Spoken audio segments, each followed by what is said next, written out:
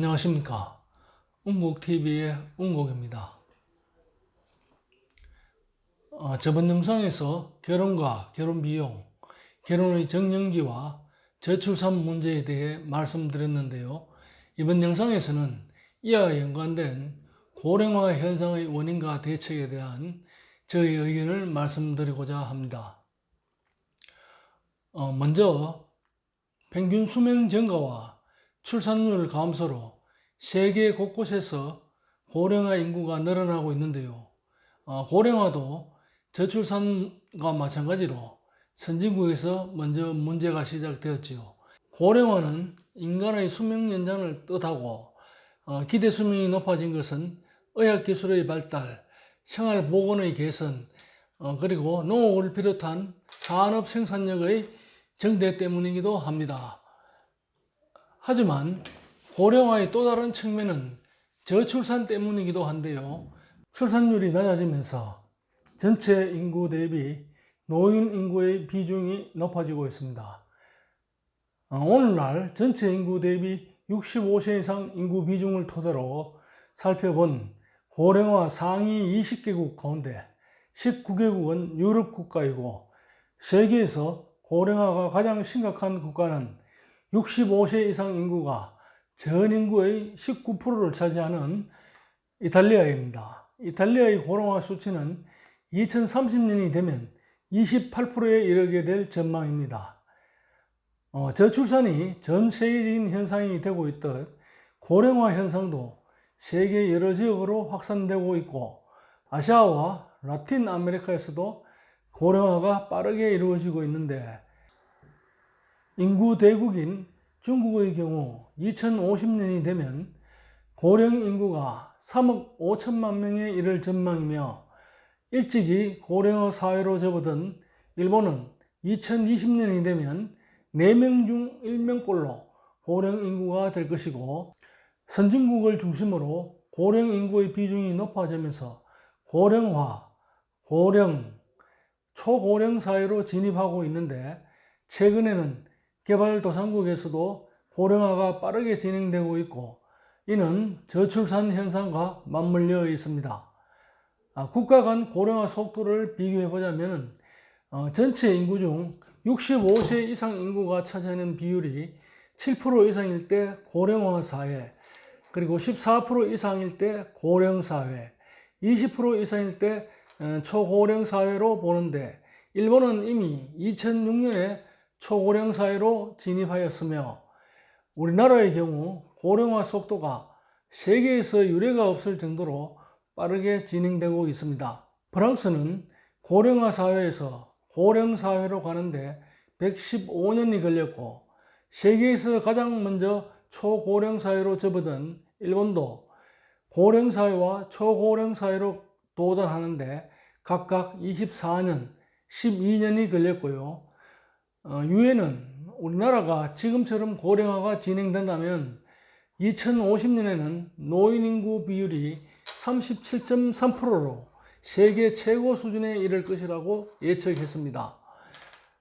사람이 오래 사는 것은 축복일 수 있지만 국가나 사회적으로 부담이 될 수 있는데, 생산보다 소비가 많은 노인 인구의 증가로 저축과 투자가 줄어들고 노동력이 부족하게 되어 국가 경제가 활력을 잃게 되고, 또한 지급해야 할 연금이 늘어 국가 재정에 큰 부담을 주며 노인 빈곤과 질병 및 소외 등 많은 문제를 발생시킵니다. 이러한 문제를 해결하기 위해서는 노인 복지 정책과 출산 장려 정책이 마련되어야 하고, 사회적 여건을 개선하려는 노력을 기울여야 하는데, 올해 지난 4월 25일 대통령 직속기관인 저출산 고령 사회위원회는 국회의원회관에서 인구 변화 전망에 기초한 미래사회 대응 전략 포럼을 열었는데요. 이 포럼은 2021년 발표 예정인 제4차 저출산 고령사회 기본계획에 반영되어야 할 인구 변화 대응 전략을 공론화하는 의미도 띠고 있습니다. 포럼에 참석한 각계 전문가들은 지난 3월 28일 통계청이 발표한 장래 인구 특별 추계 결과를 바탕으로 앞으로의 인구 구조 변화가 사회에 미칠 영향에 대해 분석하는 시간을 가졌는데, 그림표와 같이 저출산 고령 사회위원회는 5대 정책 과제를 공론화하여 체계적인 대책을 세워 추진해 나갈 예정인 것으로 알고 있습니다. 이와 같이 정부에서도 많은 정책을 세우려고 노력하고 있지만 아직까지 실질적으로 몸에 와닿는 실적은 크게 없는 것 같고, 많은 인구와 여러 가지 정책들이 검토되어야 할 것으로 생각됩니다. 현실적으로 우리나라에서는 각 직장의 정년 연령이 60세로 정해져 있어 퇴직 후부터 실직자가 되는 실정이며, 또한 50대에 접어들면서 명예퇴직과 구조조정에 의한 퇴직자도 늘어가고 있는 실정입니다. 따라서 65세 이상을 고령화라면 60세를 기점으로 퇴직한 이후 5년간은 수입이 없는 상태에서 어떻게 살아갈까요? 아직 자녀가 교육 중이거나 결혼 등 돈 쓸 일은 자꾸만 늘어나는데 말이죠.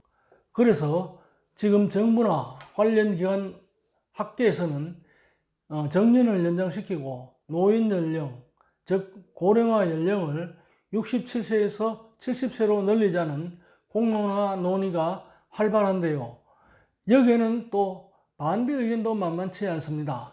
먼저 정년을 연장하면 지금도 젊은 층의 취업난이 더욱 가중될 것이라는 의견과, 이를 수용하기 위해서는 정부와 기업이 경제적으로도 많은 부담이 될 것이 예측된다는 의견도 많습니다.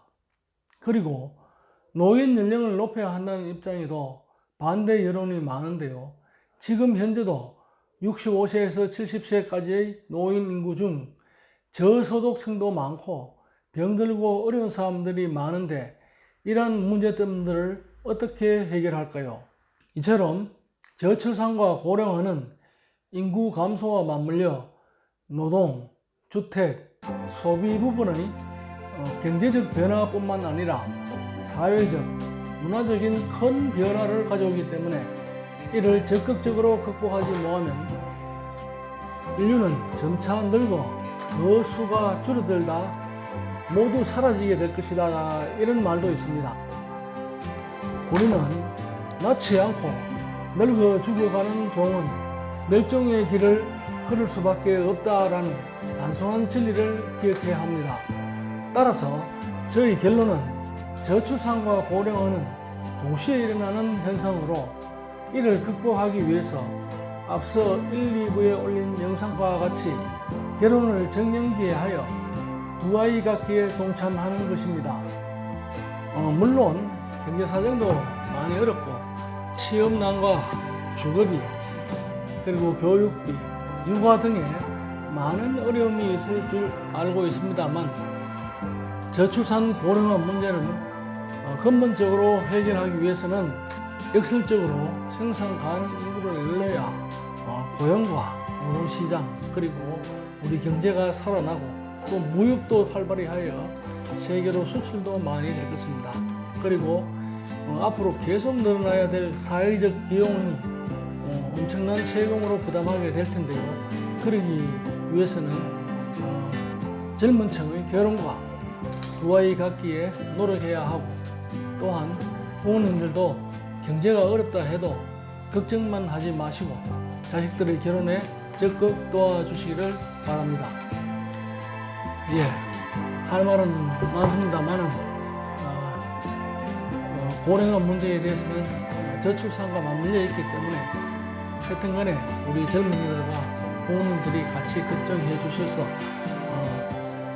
이 어려운 문제들을 진짜 해결해 나갈 수 있도록 많은 노력을 서로 해야 되겠다는 그런 의견을 제가 올리는 바입니다. 끝까지 시청해 주셔서 감사드리고요. 나가시기 전에 구독과 좋아요 꼭 부탁드립니다. 의견이 있으신 분은 댓글로 남겨주시면 고맙겠습니다. 안녕히 계십시오.